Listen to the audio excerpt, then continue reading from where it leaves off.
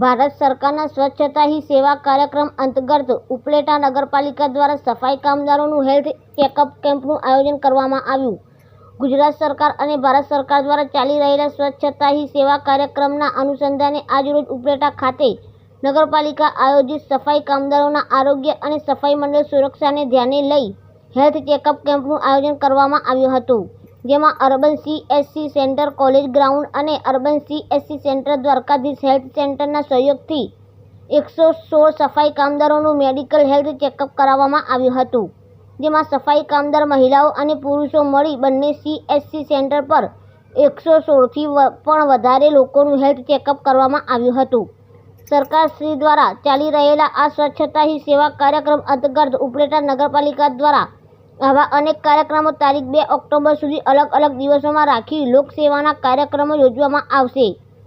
તેવું નગરપાલિકા sanitary inspector દ્વારા જણાવવામાં આવ્યું હતું. રિપોર્ટર